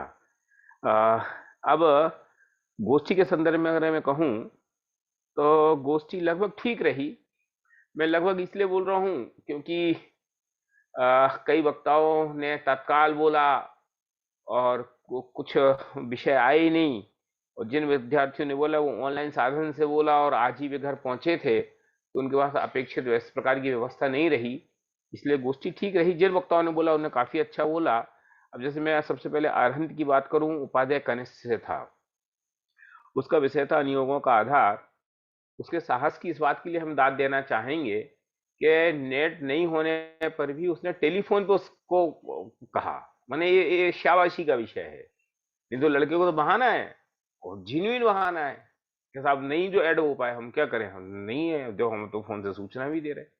लेकिन इसके बावजूद उसने फोन पे अपना पूरा विषय बोला, ये उसके साहस की दाद है। और ये साहस की दाद दुगनी इसलिए होगी क्योंकि उपाध्याय कनिष्ठ का है, और मुझे लगता है ये साहस उपाध्याय कनिष्ठ का था इसलिए था। अगर दूसरी कक्षा का होता तो रास्ता निकाल ही लेता। तो उसने काफी अच्छा बोला, और कथन पद्धति यानी योग बात सही है। दूसरे नंबर पे उपाध्याय कनिष्ठ से धीरज पाटिल आए, जिनका विषय था प्रथमान योग का स्वरूप। उन्होंने काफी अच्छा बोला। चूंकि उपाध्याय कनिष्ठ के हैं, अभी तक उन्होंने उस विषय को देखा भी नहीं है, यहाँ बहुत समय रह भी नहीं पाए, तो वो लोग 4 महीने में आंखें खुली, वापस जाना पड़ा। तो उन्होंने जितनी तैयारी की थी उस तैयारी के हिसाब से अच्छा बोला। उसमें मैं इतनी बात ऐड करना चाहता हूँ कि प्रथमान योग के स्वरूप के संदर्भ में रत्न शाक्वाचार्य में जो विषय है वो तो है ही, पर मोक्षाण प्रकाशक में टोडरमल जी जो परिभाषा दी वो काफी सांगोपांग है। उसमें उन्होंने 3 बिंदु जरूर दिए कि संसार का स्वरूप, पुण्य पाप का फल और महंत पुरुषों की प्रवृत्ति। और फिर उसमें उन्होंने एक कॉमन बात कही कि धर्म में लगाया। इस चारों अनुयोग के संदर्भ में आप देखेंगे कि चारों अनुयोगों का क्या स्वरूप है कि धर्म में लगाया, धर्म में लगाना, धर्म में लगाना, धर्म में लगाना। अब कैसे लगाना, तो उसके लिए उन्होंने सबके लिए अलग अलग है कि साहब इसमें महंत पुरुषों की प्रवृत्ति से बनाते हैं, उसमें कर्मों के स्वरूप को बता के लगाते हैं, उसमें आचरण को बता के बताते हैं, उसमें 6 द्रव्य को लगा के। पर मुद्दा एक है धर्म में लगाना, अनुयोग माने धर्म में लगाना। तो इस बात को और अच्छा इलाज कर सकते थे, लेकिन उन्होंने जो कोशिश की वो बहुत अच्छी थी, प्रशंसनीय थी। आज की गोष्ठी के अगर कोई हीरो अथवा कहें कि सबसे अच्छा वक्ता कोई था तो आकाश था। मैंने आकाश ने तैयारी के एंगल से भी बहुत बढ़िया तैयारी की, एक्सप्लेन करने के लिए एंगल से भी तैयारी, एक्सप्लेन भी बहुत अच्छा किया, कॉन्फिडेंस लेवल के हिसाब से भी, टेक्नोलॉजी का यूज करने के हिसाब से भी, और ओवरऑल पूरी गोष्ठी में आज के हीरो अगर कोई कहे तो आकाश रहे, जिनका विषय था चरणानुयोग का स्वरूप और व्याख्यान विधान। उन्होंने पीपीटी का यूज करके उसको और व्यवस्थित कर दिया, और उसमें उन्होंने एक अच्छी बात जो करी जो मेरे को नहीं दिखी, कई विद्यार्थियों का ध्यान गया नहीं गया मुझे पता नहीं, लेकिन मैं फाइनल ईयर के विद्यार्थियों को भी कहता हूँ वो उसमें देखें कि उन्होंने जो चरणानुयोग की दो धाराएं हैं, एक तो मात्र व्यवहार और एक निश्चय सहित व्यवहार, और मात्र व्यवहार में और निश्चय सहित व्यवहार में दोनों में ही सम्यक दर्शन, सम्यक ज्ञान, सम्यक चारित्र कैसे घटाया, वो उनकी एक अच्छी माने वो उनकी मौलिक तैयारी थी पीपीटी के एंगल से। तो निश्चय ने सहित व्यवहार और मात्र व्यवहार, इन दोनों को उन्होंने बहुत खूबसूरती से उसमें निभाया। वे अंत में एक बात थोड़ी सी स्किप कर गए, जो आखिरी वाली बात वो कर रहे थे, आखिरी का अगर वे शब्दार्थ भी बता देते तो अच्छा होता, क्योंकि कई विद्यार्थियों को आखिरी शब्द का अर्थ नहीं पता होगा कि एक आखिरी लेना को भी धर्म कहा है, तो आखिरी माने क्या, कि आखिरी माने प्रतिज्ञा। तो आज का इनका व्याख्यान सबसे अच्छा रहा। इसके बाद अमन अकाजरी ने द्रव्यानुयोग का स्वरूप की चर्चा की। इनके संदर्भ में मुझे 2-3 बातें कहनी कि एक तो इनके विषय में तैयारी की कमी उनके दिख रही थी, और तैयारी की जब कमी होती है ना तो कॉन्फिडेंस अपने आप डाउन हो जाता है। अगर हमें लगता है और कुछ चीज हम नहीं बोल पाएंगे, तैयारी नहीं हो रही और कैसे करें, तो कॉन्फिडेंस अपने आप डाउन हो जाता है। और आपको तैयारी अच्छी हो तो फिर आपका कॉन्फिडेंस अपने आप बिल्डअप हो जाता है। तो तैयारी की कमी थी। दूसरी बात उनकी एक उन्होंने एक हैबिट ऐसी बना रखी, कोई भी बात करे पूरे समय में लगातार इस बात को देख रहा था, कोई भी बात करे तो ऐसे उंगली ऐसे उंगली ऐसे उंगली, यानी ये शायद हमें लगता है उनकी आदत बन जाएगी ये, तो वो आगे प्रवचन करने जाएंगे अथवा और कोई काम करेंगे तो वो उन्हें हास्य का विषय बनेगा। ठीक है, हाथों का यूज करना चाहिए, बॉडी लैंग्वेज को अच्छा करना चाहिए, लेकिन एक ही एक्शन पर्टिकुलर लगातार करते रहना वो एक आदत जैसा हो जाता है, तकिया कलाम टाइप का। एक तो जवान का तकिया कलाम, एक है शरीर का तकिया कलाम। तो उसको वो प्रयत्न पूर्वक छोड़े, कभी ऐसा कर रहे हैं तो कभी ऐसा करें, कभी सामने करें, कभी हाथ बांध लें, कभी ऐसे रख लें, वो कई तरीके से यूज करें तो वो ठीक रहेगा। इसके अलावा उनका जो उच्चारण का लहजा था उसमें जो देसी टोन है ना वो बहुत ज्यादा है, उसको उन्होंने प्रयत्न पूर्वक ठीक करना चाहिए। क्योंकि आप अपने जब गांव में और घर में हो तब तो वो कदाचित ठीक लगता है, लेकिन आप जब पब्लिक मीटिंग में बोलते हैं, आप मिक्स लोगों के बीच में बोलते हैं, तो जो शुद्ध भाषा का उच्चारण है वही अच्छा दिखता है, उन्हें उसको ठीक करना चाहिए। इसके अलावा एक छोटी सी बात जो टेक्निकल भी हो सकती है और समझदारी की भी हो सकती है, कि जब आप इनवाइटेड हो, आप वक्ता हो, आपको पता है कि मुझे गोष्ठी में बोलना है, तो आपकी फिजिकल अपीयरेंस भी अच्छी होनी चाहिए। मैं उनके बालों की तरफ ध्यान, शायद उन्होंने टोपी पहले पहनी होगी बाद में उतार दी होगी तो बाल उनके अस्त व्यस्त हो रहे थे, तो अगर उसकी ओर थोड़ा ध्यान देते तो वो भी अच्छे हो सकते थे, कोई बड़ी बात नहीं थी, उन्होंने उसको नहीं ध्यान दिया, कोई बात नहीं। तो अगर वे इन सब चीजों का ध्यान रखते तो उनका वक्तव्य और अच्छा हो जाता। अरविंद जैन, इनका सब्जेक्ट था अनुयोगों में आगम और अध्यात्म का समन्वय। इन्होंने विषय को बहुत अच्छे से निभाया। मैं निभाया इसलिए कह रहा हूं क्योंकि अब विषय कहा गया था तो उसके साथ न्याय तो करना ही करना था। तो हर विषय में आगम कैसे है, अध्यात्म कैसे है, आगम ग्रंथों में अध्यात्म, अध्यात्म ग्रंथों में आगम कैसे है, परस्पर अनुस्यूत है, इस बात को उन्होंने बहुत अच्छे से किया। लेकिन मेरा अपना विचार ये है कि हमें ऐसा क्यों निभाना। हर आगम की अपनी टेक्निक है, अपनी शैली, अपनी स्टाइल है। अब जिसको अध्यात्म बोलने की स्टाइल है और जिसको अध्यात्म बोलने की नहीं, उसमें भी नहीं यार अध्यात्म ढूंढ के लिया, अध्यात्म कहाँ है उसके पास। कोई को नमकीन खाना तो कोई को मिठाई खानी है, तो नमकीन की दुकान पे नहीं, नमकीन में भी मिठाई ढूंढ के ले आओ, तो मिठाई की दुकान नहीं, मिठाई में भी थोड़ा सा नमकीन ढूंढ के लाओ। ठीक है, विषय आपने रखा, अच्छा रखा और उसने उसको अच्छे से निभाया, लेकिन चरणानुयोग का एक अपना तरीका है। अनुयोग है क्या वास्तव में? अनुयोग कोई सब्जेक्ट का नाम थोड़ी है। अनुयोग तो अपनी बात को कहने की स्टाइल का ही नाम तो है। धर्म को कहने की एक स्टाइल, उसका नाम अनुयोग। कि धर्म को हमें कहना है, हम चरणानुयोग में गए तो कैसे गए कि भैया छान के पानी पिया करो, भैया मंदिर रोज जाना, ये चरणानुयोग से धर्म कह दिया। प्रथमानुयोग समय धर्म ज्ञान हो तो कैसे कहें कि देखो महावीर भगवान का जीवन कैसा रहा है, पारसनाथ को देखो कितने उपसर्ग हुए तो भी डिगे नहीं। हमें भी ऐसी धीरता रखनी चाहिए। प्रथमानुयोग के एंगल से हमने धर्म को कह दिया, माने किसी एक चीज के एंगल से धर्म को कह देना, उसी का नाम तो अनियोग है। अनियोग माने क्या? कथन पद्धति, उसका नाम अनियोग। तो ये एक नया थॉट में, चूंकि शास्त्री के विद्यार्थी भी साथ में है ना सामने, इसलिए मैं उसके एंगल से ये बात कह रहा हूं। फिर इसके बाद सेमी तत्काल वक्ता के रूप में आशुतोष आए। पहले तो हमें लगा तत्काल वक्ता है, फिर आज स्वानुभव ने बताया कि नहीं, उन्हें सुबह बता दिया गया था, इसलिए मैंने करेक्शन कर लिया, सेमी तत्काल वक्ता। आशुतोष ने चारों अनियोग में स्यादवाद अच्छे से निभाया। इनको भी मैं वही बात कहूंगा जो मैंने अरविंद के संदर्भ में कही कि स्यादवाद शैली तो अनियोग है। अब वो चारों अनियोग में तो कैसे नहीं, बेसिकली होगी, लेकिन उसको उन्होंने निकाला, माने उदाहरणों से उठा उठा करके, देखो ऐसे कहें तो इसका ये एक शैली है, ये स्यादवाद है कि यह झूठ कहा तो इतना ही झूठ समझना, झूठ का त्याग कहा तो, कुशील का त्याग कहा तो इतना ही समझना, इससे ज्यादा नहीं समझना, है ना। तो उन्होंने उसको अच्छे से निभाया, बहुत बहुत धन्यवाद।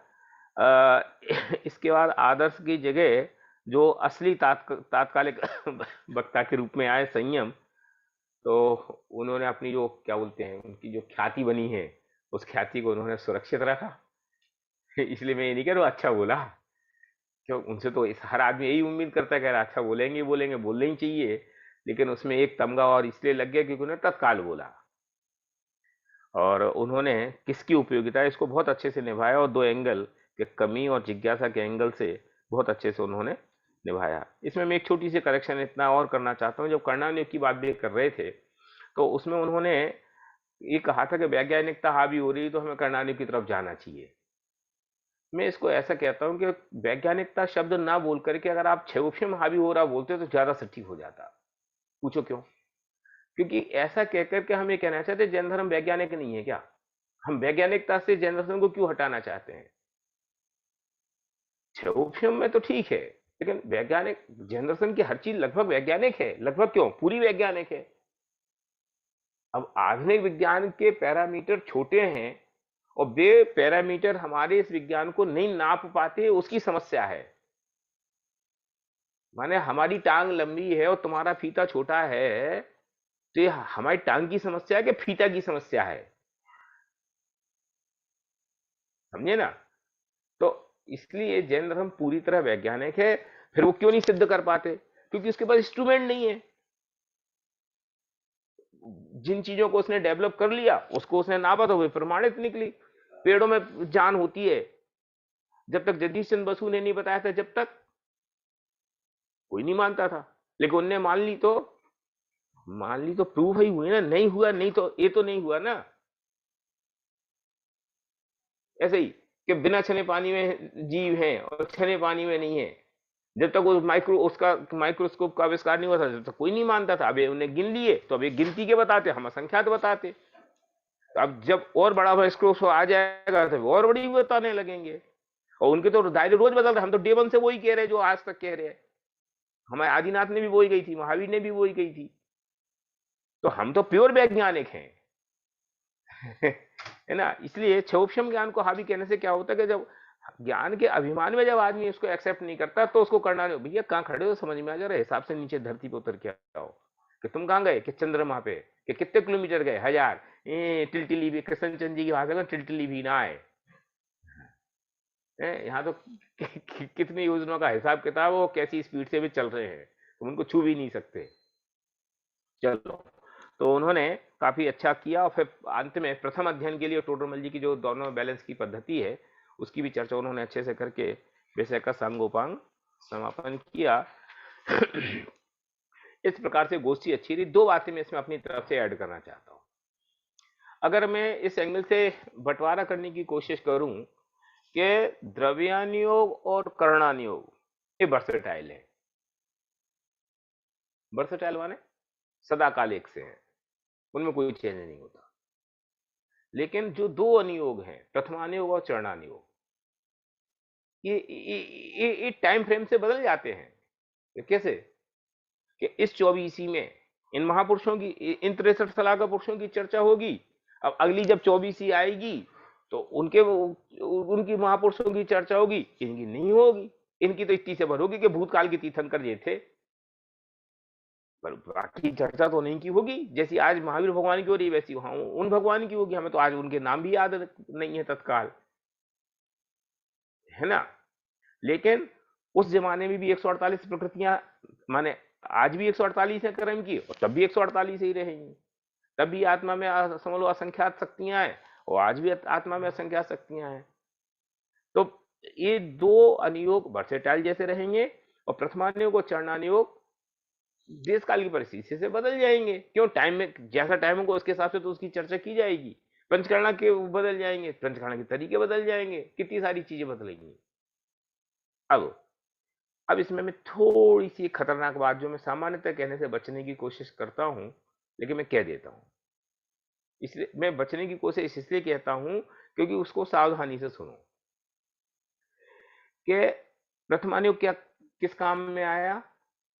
कि जब हमारे जीवन में किसी भी प्रकार के उदाहरण की कमी आ रही हो ना, तो आप प्रथमानुयोग को खोलो।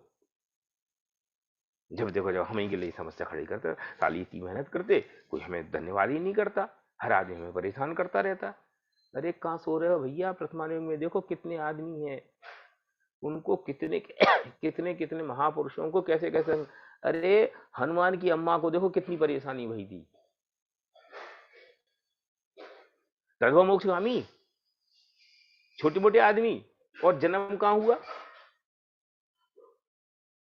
आकाश से गिरे, धरती पे गिरे। तो हम तुम कौन? और बात करनी है, कृष्ण जी महाराज कौन थे? सलाह का पुरुष ही थे। फिर का जन्म हुआ कि बैंड बाजा तक नहीं बजा। अरे बैंड बाजा तो नहीं बजा, गांव की बत्ती बुझा दी कि पता नहीं चल जाए। और फिर जब मरे तो प्यासों मरे। तो जीवन मरण तो ऐसा रहा, बीच में क्या तमाशे हुए कि सब 3 खंड के राजा बन गए। तो ये होता रहता है। तो हमें जब जीवन में उदाहरणों की, दोनों प्रकार से, कि जब हमें लग रहा हो कि हमने सब देखा है, तो भैया वो विजयार पर्वत की वो जो शिला है ना, उसको जरा देखे आओ। कौन से धोखे में रह रहे हो? ये तुम पहले चक्रवर्ती नहीं हो, नाम मिटा के लिखना पड़ेगा। इतनी जगह वहां ऑलरेडी भरी हुई है, और ऐसा आज नहीं, कितने चक्रवर्ती ऐसे ही कर रहे हैं परंपरा से। और कितने होते हैं एक समय में? 12। मैंने इस एंगल पे भी देखो, कोई ऐसा नहीं होता कि 10-20 लाख हो जाते हैं। मैंने एक समझ लो 63 सलाह का पुरुष होने का जो काल है, उस काल में चक्रवर्ती कितने, मैंने जिनको वहां नाम लिखाने जाना है, भरत क्षेत्र के एंगल से बात करो तो बाकी क्षेत्रों में भी देख लो, उसका रेशो भी तो वही निकलेगा। और फिर जब गए तो वहां जाके देखो, अरे बाप रे इतनी भीड़ है। तो सुनो, इस पुण्य के उदय से जो चीजें मिली है ना, इसमें ज्यादा रुतबा मचाड़ो कि पता नहीं क्या होगा। तो मैंने इसको बहुत विस्तार दिया जा सकता है। कहने का मतलब है कि जब आपके जीवन में उदाहरणों की कमी हो रही है तो प्रथमानुयोग को पढ़ो हर प्रकार से। आपको याद नहीं होता तुष्मासम घोषंतो, काय को परेशान हो रहा है भैया? केवल ज्ञान उनको भी हो जाता है, और तुमको 1 सेकंड में, अच्छा तुम्हें इतनी गाथा नहीं आती, सुनो बे, ज्यादा ऊपर मत चढ़ो आसमान पे। क्या बोलते, 11 अंग पढ़ने के बाद भी, समझे ना? तो क्षोभ से जब वो वैसे तकलीफ हो रही हो तो वो पढ़ो। माने सब प्रकार के इंजेक्शन, सब प्रकार की मेडिकल दवाइयां आपको प्रथमानुयोग में देखने मिलेगी। सब प्रकार के उदाहरण। आपके घर में विचित्र प्रकार के लोग हों, यार हमारे पापा हमें बहुत परेशान करते हैं, दुनिया में बहुत सारे पापा हैं, कुणिक के पापा को देख लो। मैंने कितने उदाहरण देखेंगे बोलो आप बस प्रथमानुयोग को पढ़ना देखो। कोई को अपनी पत्नी से बहुत मोह हो, छोड़ी नहीं जा रही हो, तो बोलो है प्रथमानुयोग में कितने उदाहरण के नहीं है? तो जब आपको जीवन में उदाहरणों की समस्या खड़ी हो रही हो, हम ही के साथ होता है, हम ही सब परेशान कर रहे हैं, हम ही सबसे बड़े हैं, अरे प्रथमानुयोग पे आ जाओ, पता चलेगा। श्रीपाल को देखो, कोटि भट्ट, और जीवन माने कितने क्या छत्र चूड़ामणि, जीवंदर कुमार, कितने तरीके से मारने की कोशिश। ऐसे हजारों उदाहरण अब जब अपन दिमाग लगाते हैं तो ऐसे दौड़ने लगते हैं ना, तो ऐसे हजारों उदाहरण आपको मिलेंगे। उदाहरणों की कमी हो रही तो जब स्वच्छंदता आ रही हो तो हाँ यार क्या फर्क पड़ गया बेटा, चढ़ना नहीं ऊपर। रात में खाने से क्या होता है, अपन तो अरे भैया नरक जाने का इंतजाम कर रहे हो। चक्रवर्ती भी है ना, वो छिपकली के कुंड में नहाया था तो कहाँ गया था। थोड़ा हिसाब रखो, मनुष्य हो, विवेक का व्यवहार करो। संगी पंचेंद्री मिले हो, संगीपना है। संगीपना माने क्या, विचार करने की शक्ति। तो विचार तो करो, क्या अच्छा क्या बुरा, क्या करने योग्य क्या करने योग्य नहीं। वही विचार नहीं करोगे तो पेड़ बन जाओगे, असैनी बन जाओगे। चढ़ना नहीं कब जब स्वच्छंदता आ रही हो, मैं कुछ नहीं होता कुछ नहीं होता कुछ नहीं होता, फिर भैया थोड़ा सा चढ़ना नहीं पड़ो। और वही जब छौषम ज्ञान हावी हो रहा हो तो चढ़ना नहीं पड़ो। गणना देख देख करके आपका दिमाग फेल हो जाएगा है ना। और जब अब सुनना, जब मोटिवेशन की कमी हो रही हो, मोटिवेशन माने पर की महिमा आ रही हो, सेल्फ कॉन्फिडेंस लूज हो रहा हो, द्रव्यानि पढ़ो। मैं स्वयं भगवान हूं, अप्पा सो परमप्पा, समझे ना।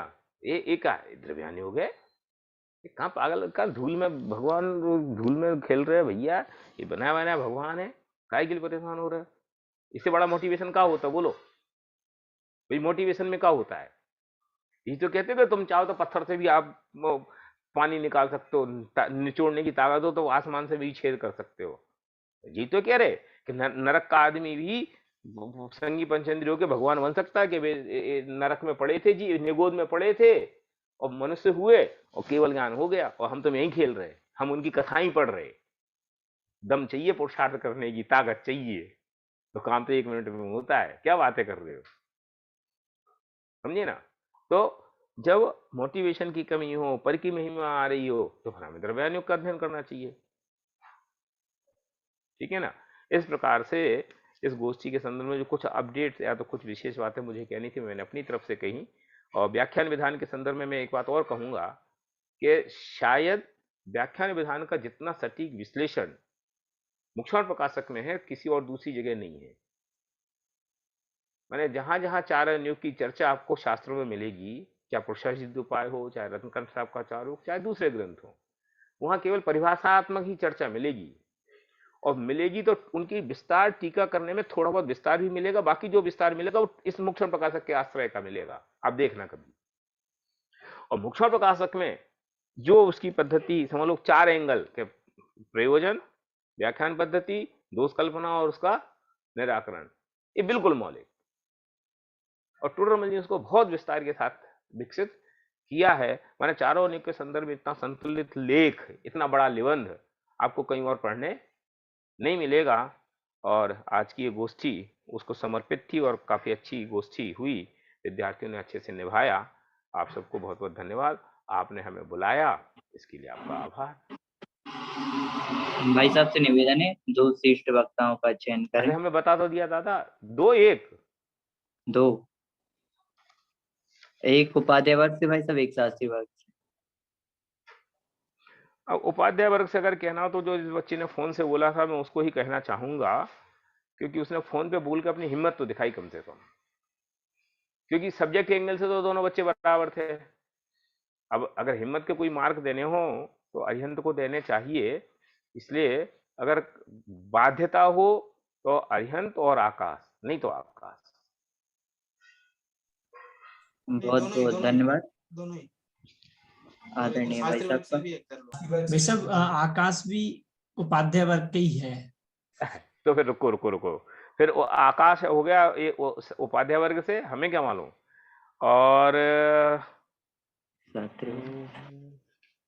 तात्कालिक वक्ता में भी चुनाव करने की अधिकार है ना? नहीं कि नहीं है? नहीं। तो फिर हमारे पास एक ही ऑप्शन है, और कोई ऑप्शन ही नहीं, अरविंद जी भाई।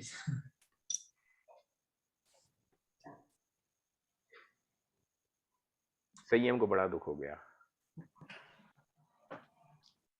महाविद्यालय के प्रबंधक नियमों ने मार दिया संयम को।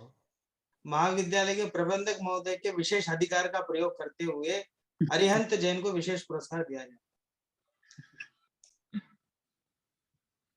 बहुत बहुत धन्यवाद आदरणीय भाई साहब को, जिन्होंने सूक्ष्मता से एक एक बात को बताया और इस गोष्ठी को आगे हम कैसे और अच्छा बना सकते हैं उसके बारे में बताया। अब मैं अंत में आभार प्रदर्शन के लिए महाविद्यालय के उपाचार्य महोदय आदरणीय जिन कुमार जी भाई साहब से निवेदन करूंगा कि वो आए और आदरणीय भाई साहब का आभार प्रदर्शन। ज्ञान समान नान जगत में सुख को कारण, ये परमामृत जन्म जरा मृत्यु रोग निवारण। आज की इस गोष्ठी और गोष्ठी के अध्यक्ष आदरणीय पंडित पीयूष जी शास्त्री हमारे महाविद्यालय के वरिष्ठ अध्यापक हैं, प्रबंधक हैं और हमारे बड़े भाई हैं।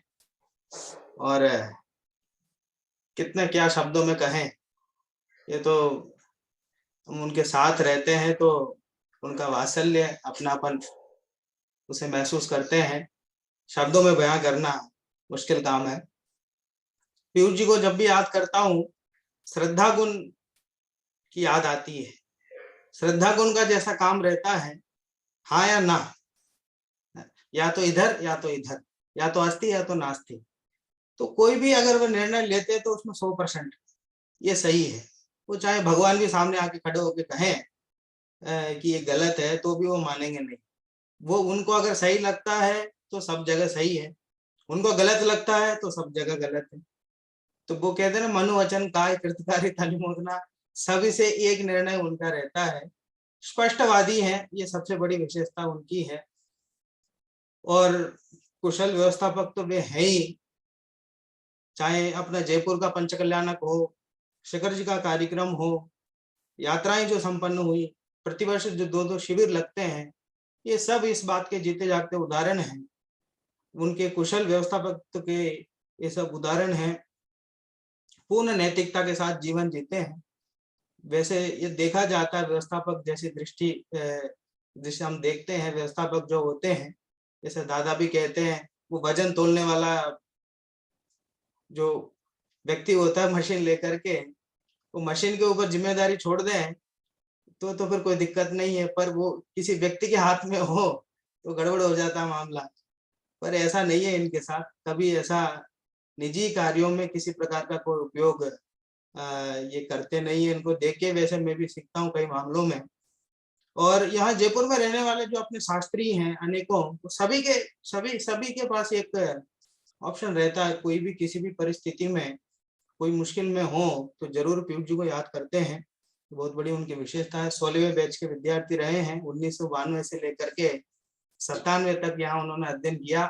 और जैसे शुद्धात्म प्रकाश जी भारेल साहब कहते हैं, और बहुत धर्म की गहराई में जाकर के एक बार उनको विचार ये भी आया कि मुनि बन जाना चाहिए, पर वो जाते जाते रुक गए।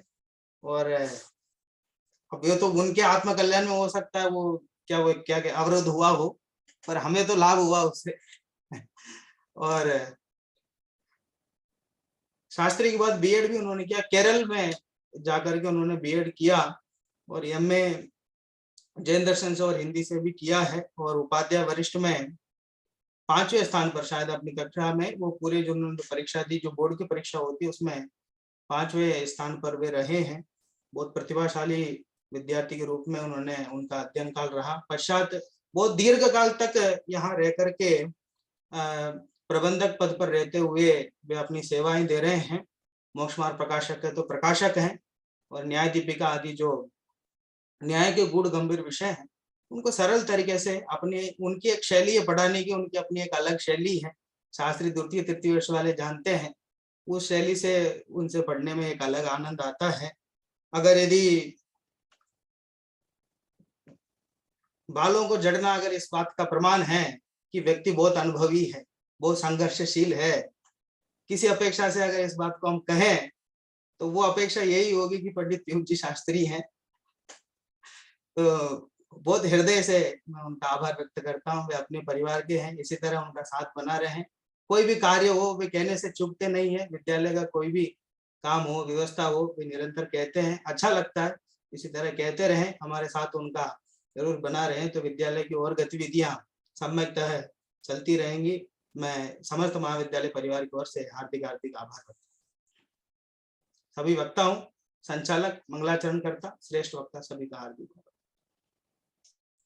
बहुत बहुत आभार आदरणीय उप प्राचार्य महोदय जिन कुमार जी भाई साहब का, जिन्होंने आभारी अध्यक्ष महोदय एवं समस्त सभा में उपस्थित सभी साधर्मी जनों का आभार प्रदर्शन किया। एक तरफ उनका बहुत बहुत आभार। इस प्रकार गोष्ठी मतलब यहाँ पर पूर्ण होती है।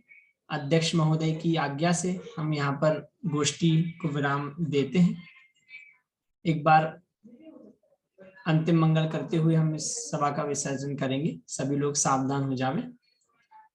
परमागमस्य बीजं निषिद्ध जात्यन्ध सिन्धुर्विधानम् सकल नय विलसितानां विरोधमथनं नमाम्यनेकान्तम्। महावीर भगवान की जय हो। सभी को सादर जय जिनेन्द्र।